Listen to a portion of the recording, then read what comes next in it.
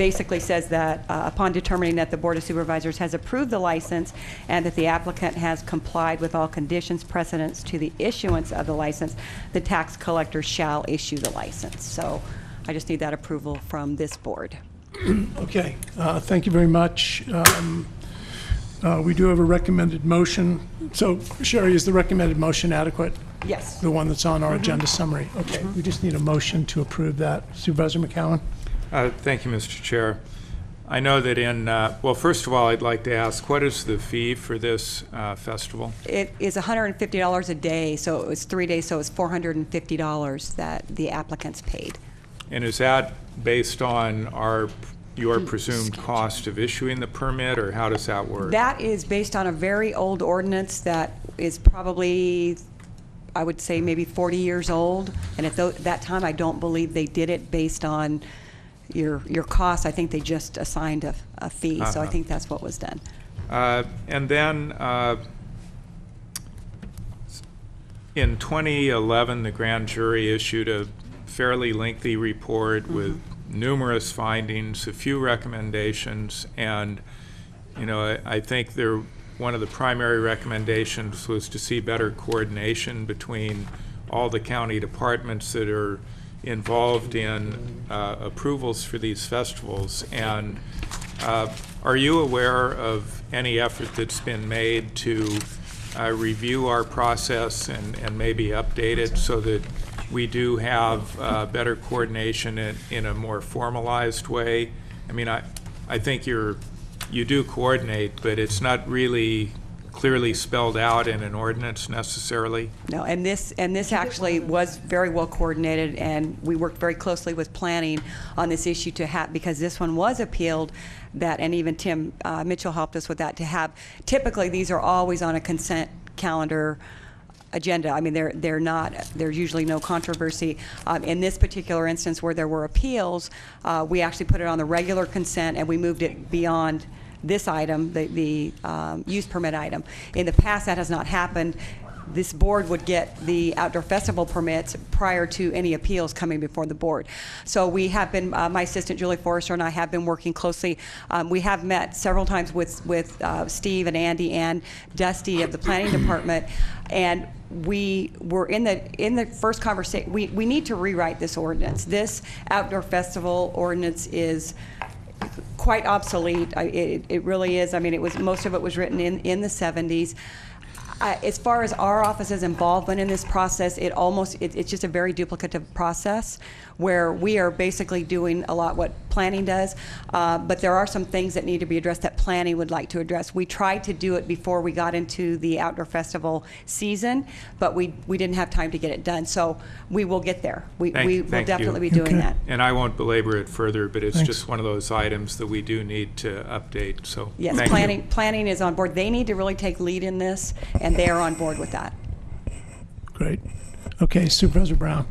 Thank you, Chair Hamburg. I was just going to remind everybody that that was a particular item that we talked about updating that. Okay, very good. Probably a year, 2 years ago. Right. It's just staffing. Okay, Second. we have a motion, Supervisor Dirty, Supervisor McCowan seconded. For the recommended motion, it's recommended by the Treasurer Tax Collector. All in favor of the motion signify by saying aye. Aye. All Aye. opposed say nay. Motion carries unanimously. Thank you very Thank much you. for coming in, Sherry. The next item on our agenda, item 8A. This is an item having to do with our mental health contracts, approval of revenue agreement accompanying resolution with the California Department of Healthcare Services in the amount of $8 million in change statewide to provide or arrange for the provision of specialty mental health services to Medi-Cal beneficiaries for the period from May 1, 2013 through June 30, 2018. And I see that Tom Pinizzato is here to lead us into this item. Tom? Good afternoon, Chair Hamburg and members of the Board of Supervisors. Yes, this item is the statewide multi-year 5-year agreement. Okay. All counties had a past agreement, just as we had a past agreement as well. The past agreement was not accurate. The dollars were short. Actually, the dollars for Mendocino County were short by, $44 million. So this revised contract came forward, and the California Mental Health Directors Association advocated for all the counties, and the state then put in the total amount of dollars for the mental health plan for 5 years, and it actually came to a little over $8 billion for the entire state. So this is a revised mental health plan agreement to include 5 years. It's accurate, and the dollars represent what we call the let's see, the upper payment limit. So on our contract, we have $20 million as upper payment limit. Those are dollars that could be applied for Medi-Cal services. Often we don't hit that mark, but we wanted the state to honor our past history of Medi-Cal reimbursements, and so that's why all the counties came together and the contract was revised, and that's why I stand before you today. Okay, questions of Mr. Pinizzotto? Supervisor Dirty? No, I didn't. It's not. Oh, I'm sorry. I meant Pinches. I looked at. They're so similar. Tom, I'm a little bit confused. Why are we having to approve a statewide agreement? Well, I mean, you know, see, when I first read this, I said 8 billion. I said, oh no, they got to mean 8 million, not 8 billion. But well- I just don't understand this process of why.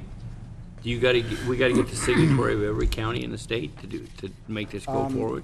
Well, sorry. Well, this seemed to be the most efficient way for the Department of Healthcare Services to revise the contract, get the contracts to the counties in a total dollar amount for the ability for us to bill and get paid. Without the mental health plan contract, we So don't have I the guess vehicle. what I'm asking, is this same process going on at the other 57 Yes, counties? it's gone on all Doesn't this 57 seem other to be a 57 counties. cumbersome process? I mean, that's always my gripe for public health services or mental health services. Yes. All this money goes for administration, and a little trickle finally gets to the clients. Yeah, I do agree with you. It is a bit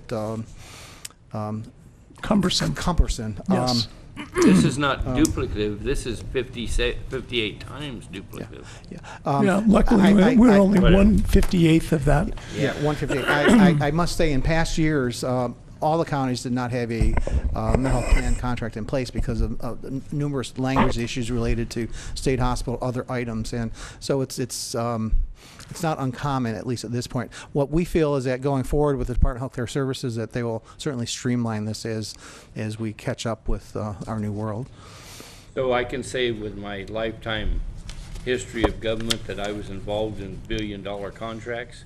I guess you could say that. This is But only but millions, but this John. is just a, This is only a few million. No, yeah it's yeah billions. ours 8 billion. ours Oh my represents God. 20 million. Yeah, oh my That's God. statewide, though. Yeah, But I'm statewide. just saying, Oh, it takes okay. our signature. Okay, that's true. You'd think we were fighting a war for all the money we're Yeah, spending. really. Okay, Supervisor McCowan. Thank you, Mr. Chair. So, if I understand, basically, this is coming to us in the form that it is because that's what the state has dictated. Correct. Basically. Yes. And so, this is approving this number statewide, but really it's just putting us in line to collect approximately what we were able to collect in previous years. Correct. So we can bill up to 20 million, providing, we meet all the appropriate requirements, or rather, it'll be a kind of a three-part process. It'll be the department and our 2 mental health contractors. We'll all be able to bill against this number. Is that in a nutshell? Yeah, yes, in the nutshell, yes. The county does do the billing, our 2 major contractors will submit claims to us, but yes, you are Yeah. correct. But Thank it's you. going to be drawn out of this pool of money statewide. Yes, sir. Yep. Okay, would anyone care to make a motion? Supervisor Brown. I would recommend motion. Okay, thank you. Like for me to read it for the record? I don't think we need to. I think Tim can copy it off there. Can you, Tim? Can you handle that? Okay. Second.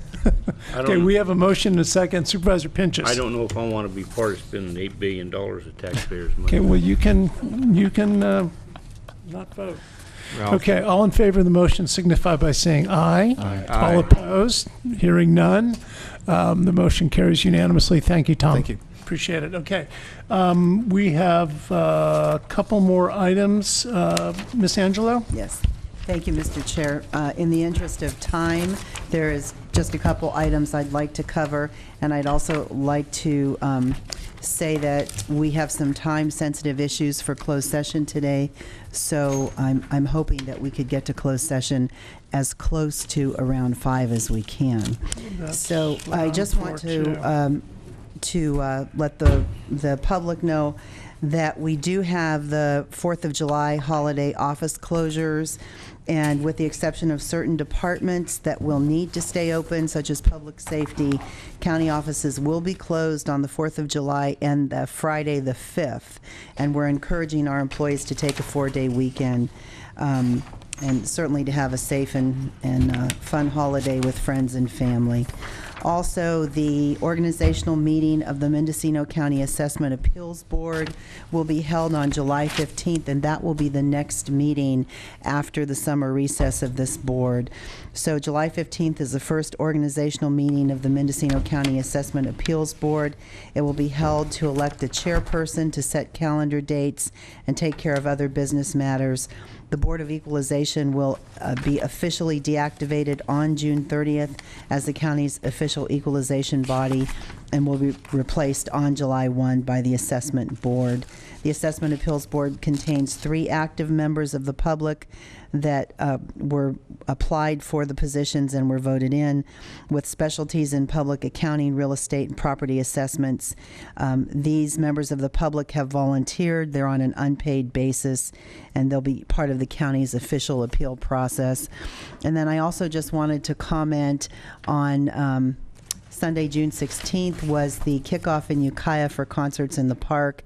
It was the first of a series that will be held this year, and I just wanted to say that we can be assured that the public is watching government at all levels, and especially watching the goings-on of county government. There were many members of the public that came up to me and talked with me, stating that they watch us at home. I want to thank Felix, who talked to me while I attended the concert about watching the county board meetings and about interest in the community, and extend a big thank you to those at home who do understand and perform their civic duties. There's a legislative update that you can read. I won't go into it again in the interest of time. The Board of Supervisors summer recess is June 23rd through July 6th. I've already stated Monday the 15th is the Assessment Appeals Board organizational meeting.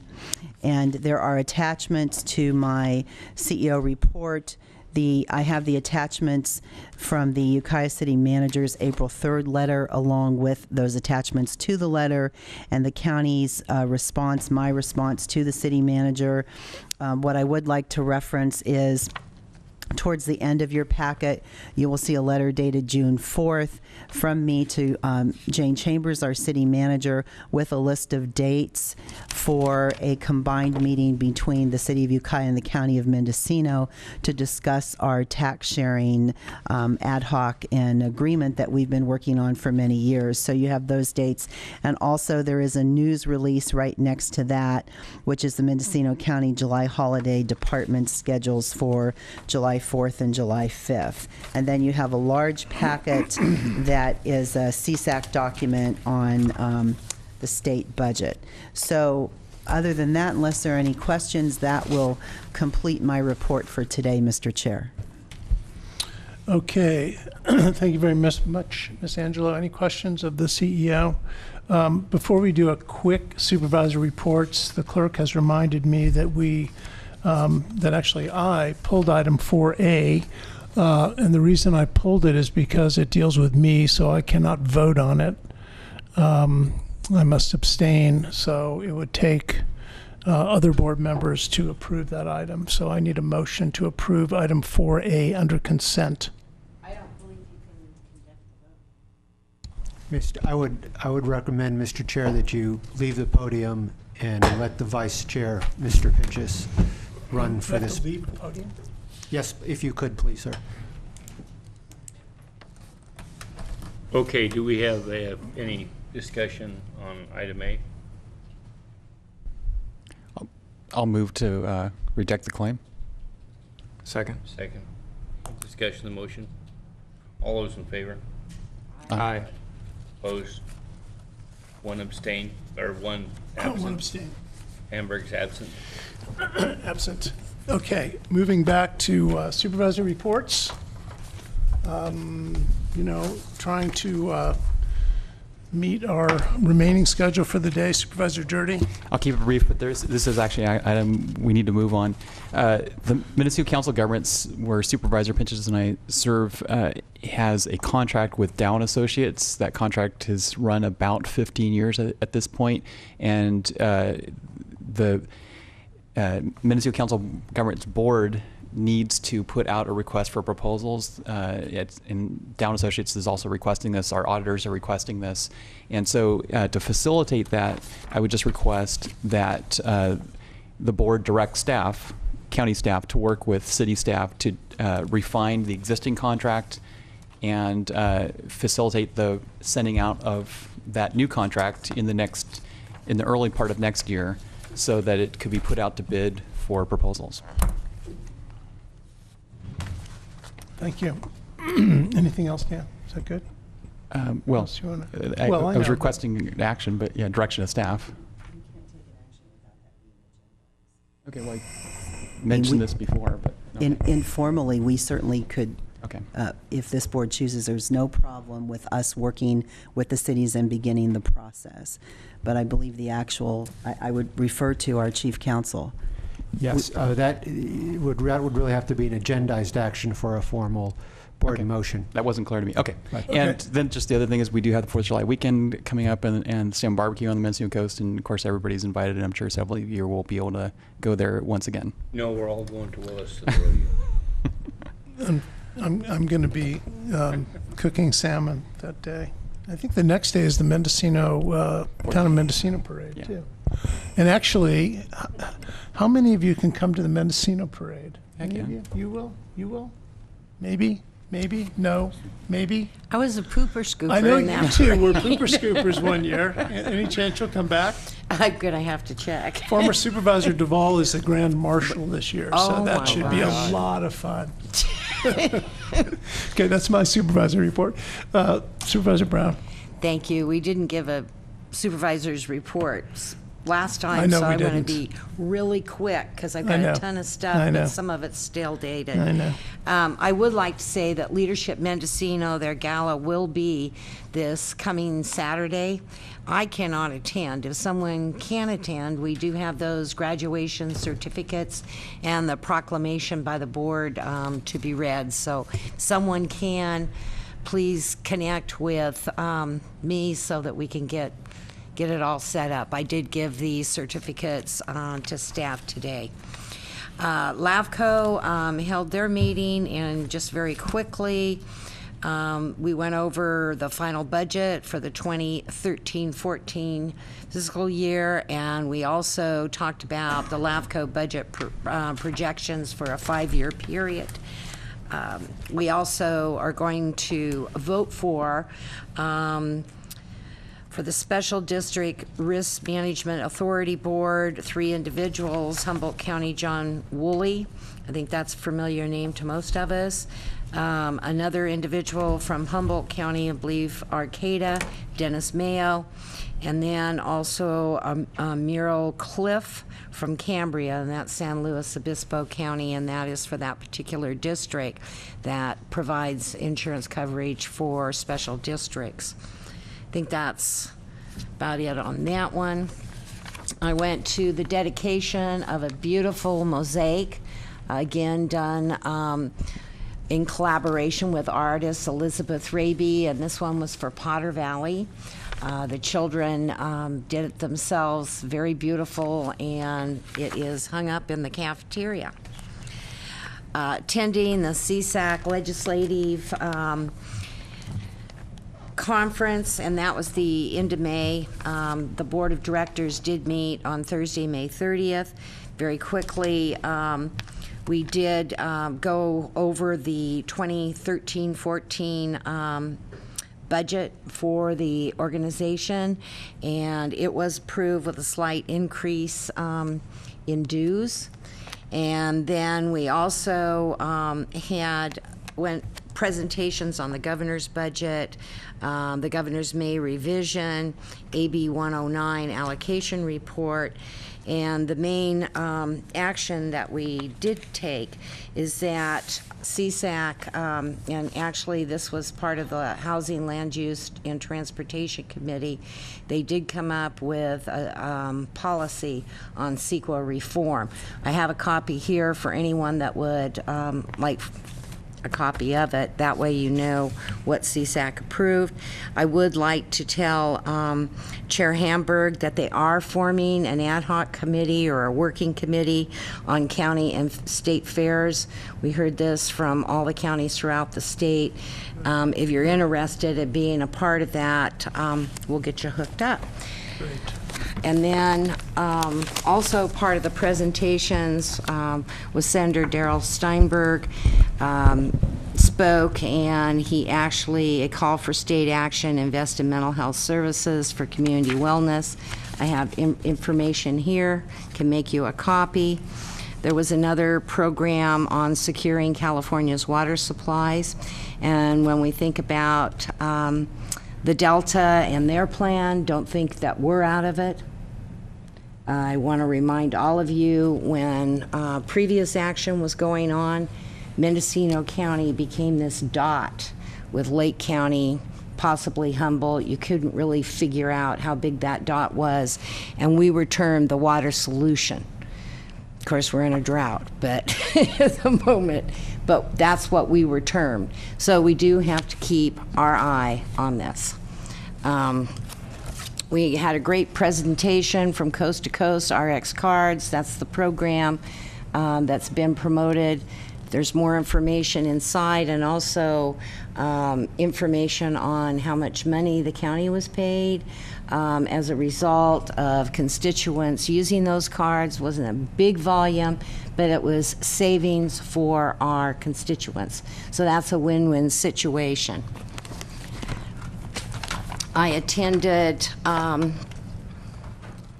quagga mussel tour last Friday. It started down at Lake Sonoma, and this was with Quagga Mussel Inspection Services. It finished coming back up to Lake Mendocino. Very interesting information we received about the feasibility of a program here at Lake Mendocino. Well, I should say in the Russian River watershed. More information will be coming back on that. I do have copies for you. Sonoma County Water Agency did a temporary urgency change to Decision 1610. And they also have asked for conservation measures throughout the Russian River watershed. These were sent to all the agencies that are in the Russian River watershed, including the municipalities. So I have a copy for each one of you. I get a question? Yes. How can Sonoma County just, Decision 1610 was a joint agreement between Mendocino County. How can Sonoma County just change that 1610 without a process going through this county? Actually, I believe it would be Russian River flood control. And there was information. No, it's Mendocino County. But they, well, I don't want to get in. 1610, so I'm just curious how Sonoma County can unilaterally change it without our approval. We need to do the change because water is draining out of Lake Mendocino, and we needed to have it ratcheted Well, down. I don't have no problem with that. I just don't know how Sonoma County can change an agreement. The agreement, 1610 was an agreement between Mendocino County and Sonoma County. Well, How can they change it? But without- it's if I also may, with the they state don't. water. It's approved by the State Water Board. Yes. And it does help retain more water in the lake. That's not my point. I'm not saying I disagree with that agreement. Well, the State just- Water Board made the approval. But Well, you- let's just go on, Okay, because we yeah. could argue about this for a long time. We could go on. We could go on very long. We often do. Supervisor McCowan and myself attended it was a joint board meeting with Redwood Valley County Water District and Russian River Flood Control. and that was last Wednesday night, I believe, and it had to do with the consolidation on whether that would go forward or not. A lot of information was shared. Also shared was Association of California Water Agencies opposition on Assembly Bill 145, and this is, and the Association of California Water Agencies are opposed to this bill, that it would transfer responsibility for the state's drinking water program from Department of the Public Health to the State Water Resources Control Board. So I'm going to do some research on this, and I may come back at our next meeting with an agenda item for this board to take a position. Also coming up is NOAA selects California's Russian River as the first habitat focus area in the nation. There's going to be an all-day meeting. It will be hosted by Sonoma County Water Agency, and it will be in their facility in Santa Rosa. And the all-day meeting is on the 27th from 9 a.m. to 4:30 p.m. And I'm going to go down for that to sit through it to find out more. And I'm not sure if anyone else wants to go. I can share the information. Could you distribute that to the board members somehow? Will I distribute it? Yeah. Sure. Because I'm interested in going, and I bet Okay. other board members might be interested. I would like to Okay. see the information. Okay, and I will get that out to everyone. Right. And then Policy Council on Children and Youth, their goals this year, and it has to do with attendance in schools, truancy. I have a whole page of the policy goals that they have put through that could not be approved at the meeting yesterday because they didn't have a quorum, unfortunately. June seems to be our bad meeting month. I will be attending the rural counties Representatives of California meeting, known as RCRC, first one tomorrow morning. So I leave as soon as we finish today. I have a packet of information. If anyone's interested in going through it, I'm happy to share it. Thank you. Thank you very much. Supervisor McCowan. Thank you, Mr. Chair. The North Coast Railroad Authority met last week and approved a remediation agreement with our operator, whereby if he moves forward, he will put up the funds to do the environmental cleanup of the Ukiah Depot site. However, it's still up in the air whether Caltrans and the California Transportation Commission would approve that agreement, or if the property is sold, approve NCRA retaining the funds for the purpose of railroad operations.